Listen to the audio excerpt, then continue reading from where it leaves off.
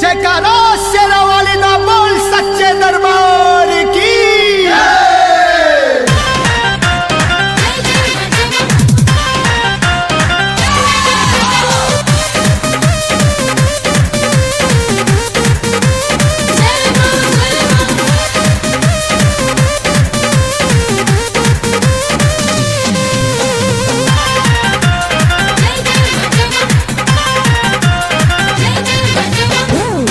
दशहरा माई के धाम है घूमतारू ये भौजी। आइल दशहरा माई के धाम है घूमतारू ये भौजी। पिया बनल पर धनवा यही से नाचतारू ये भौजी। पिया बनल पर धनवा यही से नाचतारू ये भौजी। आइल दशहरा माई के धाम है घूमतारू ये भौजी। आइल दशहरा माई के धाम है घूमतारू ये भौजी।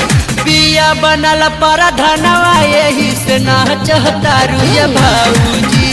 पिया बनल पर धनवा यही से नाचतारू ये भौजी।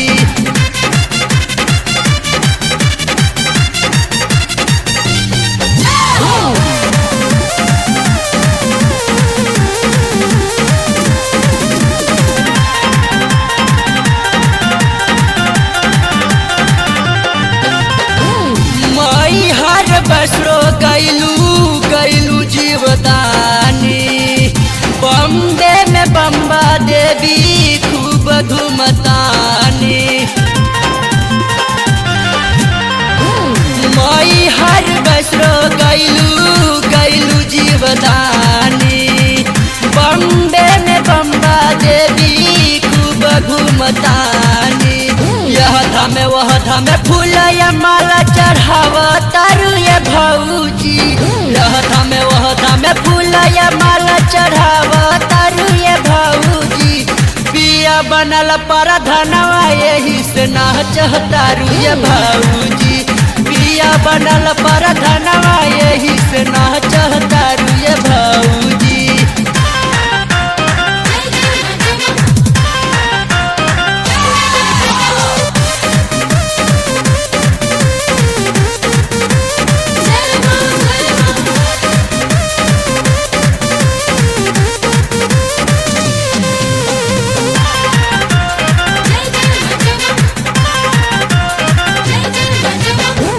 पटना में पटन देवी, गोरखपुर में गोरखनाथ।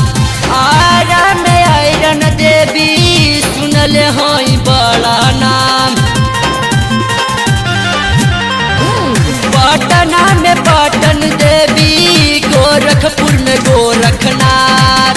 आरा में आयरन देवी सुनले हई बड़ा नाम। नारियल चुनरी हाथ में ले के पूजतारू ये भौजी। नारियल चुनरी हाथ में ले के पूजतारू ये भौजी।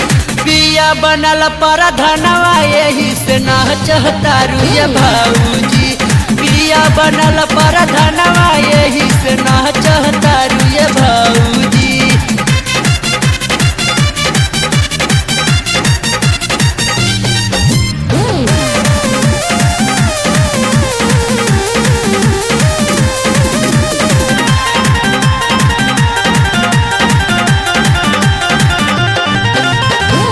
जौनपुर में शीतला माई के कैलू दर्शनिया।